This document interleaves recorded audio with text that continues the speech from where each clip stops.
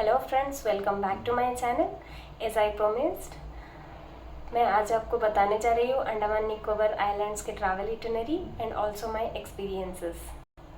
मैं आज आपको डिटेल में बताऊंगी कि आपका बजट क्या होना चाहिए, कौन से टाइम पे आपको जाना चाहिए, कितने दिनों के लिए प्लान करना चाहिए एंड कौन से आइलैंड्स आप कवर करेंगे एंड स्टेज के लिए क्या क्या ऑप्शंस है एंड आपका जो भी आप कौन से वाटर स्पोर्ट्स करेंगे एंड कहाँ पे करेंगे ताकि आपको बजट फ्रेंडली रहेगा and many more. So please do like and subscribe to my channel to know more about Andaman Nicobar Island travel itinerary.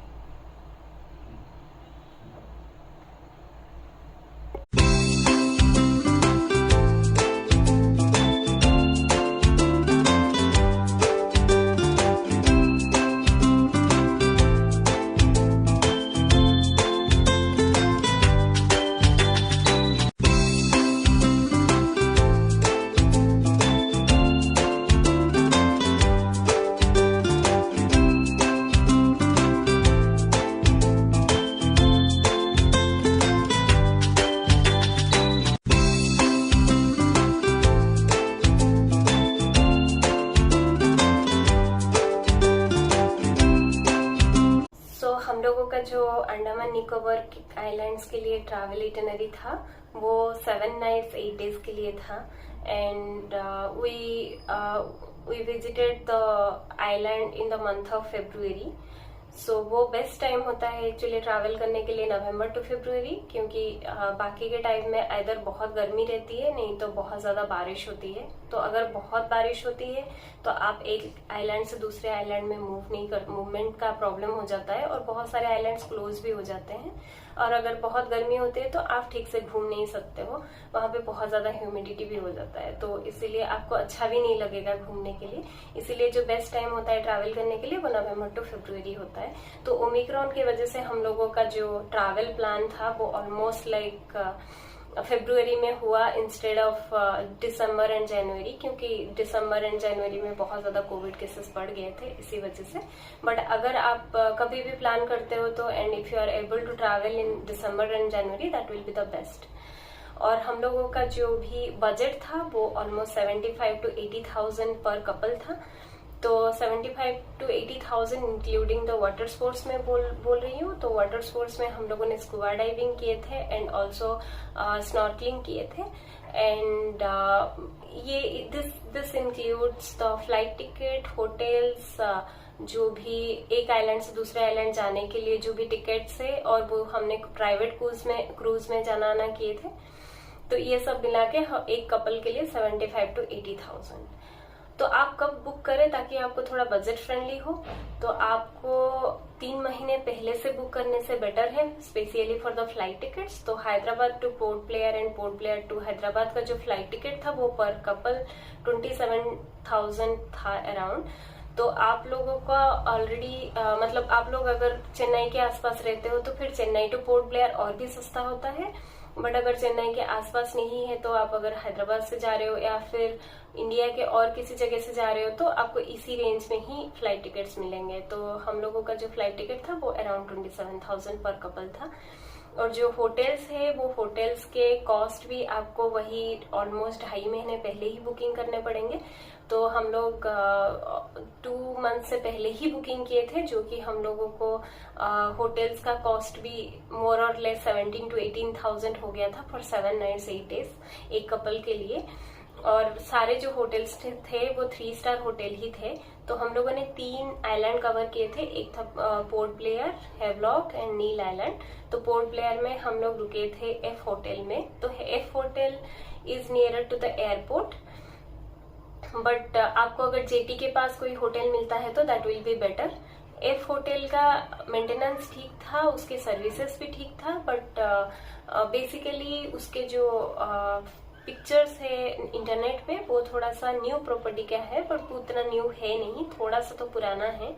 But maintained है करके कुछ भी हमें प्रॉब्लम नहीं हुआ, और उनके जो सर्विसेज थे वो बहुत अच्छे थे, तो इसीलिए और भी प्रॉब्लम नहीं हुआ। एंड ऑल द होटल्स, हम लोगों ने जो भी होटल्स बुक किए थे उसमें हमने ब्रेकफास्ट भी इंक्लूड कर लिए थे। तो एफ होटल जो था वो भी इंक्लूडिंग ब्रेकफास्ट ही था, और उसका जो कॉस्ट है वो थोड़ा सा कम ही था पर डे बेसिस में compare to the other hotels. But आपको सेम रेंज में अगर कोई न्यू होटल मिलता है तो आप रह सकते हैं, और कोशिश कीजिए कि जेटी के आसपास रहने के लिए, ताकि आपको हेवलॉक एंड नील आइलैंड जाना आना करने में इजी हो जाएगा। एंड हेवलॉक में जो होटल था वो था सेंसस हेवलॉक। तो census Havelock is a resort, और वो रिजॉर्ट का एक्चुअली प्राइवेट बीच भी है, और प्राइवेट बीच जो है वो ऐसे उस रिजॉर्ट से रोड क्रॉस करके दूसरे साइड जाने पे ही आता है, बट वो ओनली एक्सेसिबल टू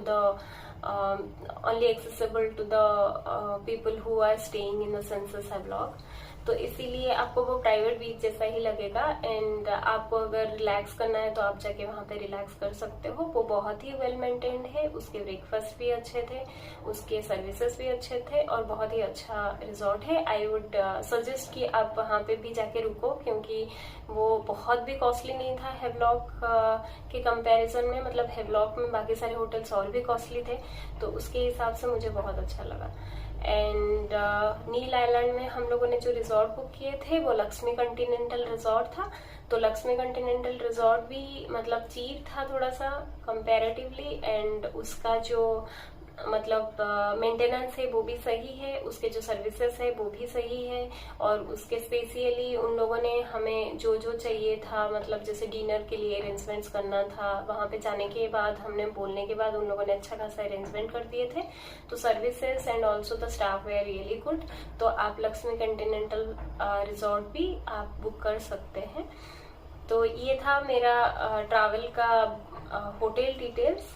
तो अभी हम लोग बात करते हैं कि आपको कोविड के टाइम पे ट्रैवल कर रहे हैं तो क्या क्या पहले से आपको क्या क्या प्रिकॉशंस लेना पड़ेगा एंड आपको क्या क्या करना होगा। तो पोर्ट ब्लेयर में basically RTPCR negative report compulsory है। तो आप जब ट्रैवल कर रहे हो तब चेक कर लो कि रूल्स क्या है वहां पे। वहां के वेबसाइट में भी मिल जाएगा और इंडिगो के वेबसाइट में भी अपडेट होता रहता है, तो आपको मिल जाएगा डिटेल्स की वहां का रूल्स क्या है। अगर हम लोगों के टाइम पे जैसे आरटीपीसीआर कंपलसरी था बिफोर 48 आवर्स, तो हम लोगों ने आरटीपीसीआर टेस्ट कराए थे। आरटीपीसीआर रिपोर्ट नेगेटिव होना चाहिए, और आप जब एयरपोर्ट में हैदराबाद एयरपोर्ट में बोर्ड कर रहे हो, बोर्डिंग से पहले ही उसका चेकिंग होता है। आपके पास हैंडबैग है तो बोर्डिंग से ही पहले ही चेक करेंगे। आपके पास लगेज बैग है तो आप लगेज ड्रॉप करने के टाइम में ही वो लोग चेक करेंगे, और वो चेक करने के बाद ही आपको बोर्ड करने देते हैं। And once we reach in the Port Blair airport also they will check it once again, then only they will allow you to go outside the airport. तो इसीलिए आपको आरटीपीसीआर मैंडेटरी है, और वो स्किप करने से आपको अलाउ ही नहीं करेंगे वो लोग। तो इसीलिए वो बहुत ही स्ट्रिक्टली फॉलो होता था वहां पे जितना हमने देखा, और कोई फैसिलिटी नहीं था कि आप वहां पे जाके वैसे ही टेस्ट कराओ। सो इसीलिए पहले से ही आरटीपीसीआर टेस्ट करके ही जाओ। देन हम लोगों का जो फ्लाइट था वो 7 o'clock था from Hyderabad, and we reached at Port Blair around 9:40 AM। So जो लैंडिंग एक्सपीरियंसेस था वो पोर्ट ब्लेयर में वो बहुत ही माइंड ब्लोइंग था। And I am going to show you the view whenever you are landing from the landing in the airport. तो आप एक्चुअली एक विंडो सीट चूज कीजिए सो दैट आप व्यूज़ अच्छे से एंजॉय कर पाएंगे। हम लोगों ने जिस दिन ट्रैवल किए थे थोड़ा सा क्लाउडी था वेदर, इसीलिए बहुत कुछ नहीं दिख रहा था। बट आपका अगर आप जिस दिन ट्रैवल कर रहे हैं अगर उस दिन का वेदर थोड़ा सा क्लियर है तो आपको और भी अच्छे से दिखेगा।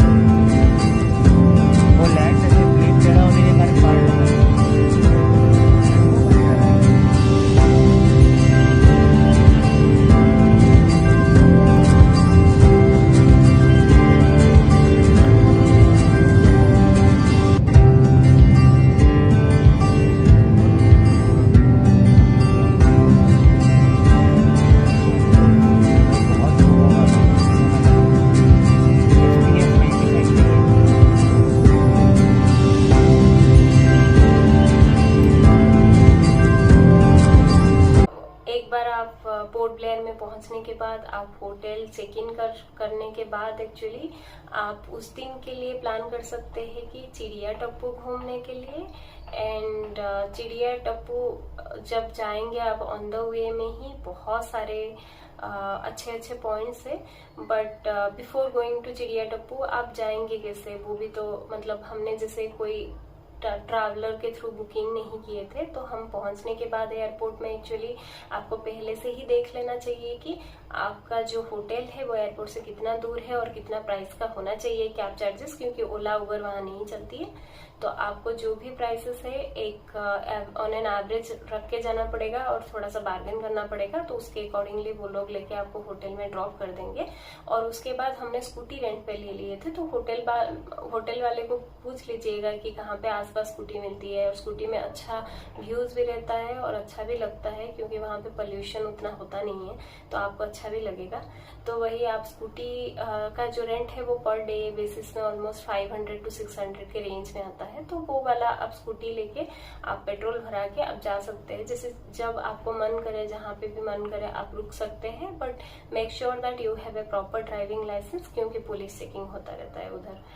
तो इसीलिए आपको अच्छे से वो ध्यान में रखना पड़ेगा कि आपके ड्राइविंग लाइसेंस आपके साथ ही हो। एंड आप एक बार चिड़िया टप्पू जाने के टाइम पे मतलब आपको जो भी बीचेस मिलेंगे आप वहाँ पे उतर के फोटो वगैरह खींच सकते हो। एंड अगर आपके पास 2-3 घंटे टाइम है then only go to Chidiya Tapu, otherwise you can plan on the last day as well.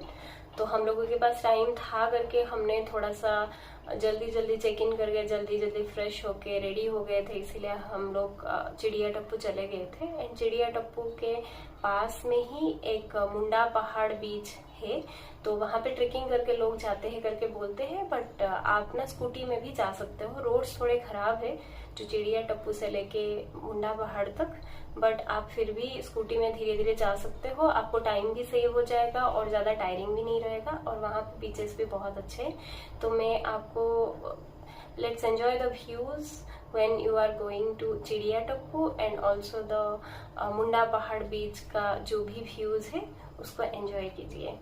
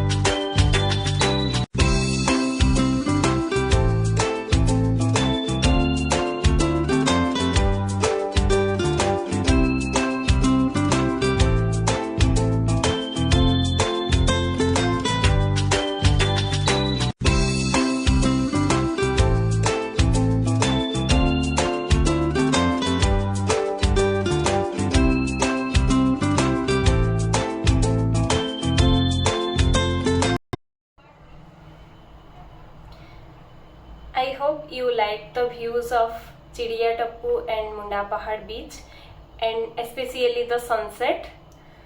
So हम लोग मेरे नेक्स्ट वीडियो में मैं बात करूँगी डे 2 के बारे में। डे 2 में हम लोगों ने Ross island and North Bay island cover किए थे, and also some of the water sports we did in the North Bay island. So please subscribe and like my channel, and thank you.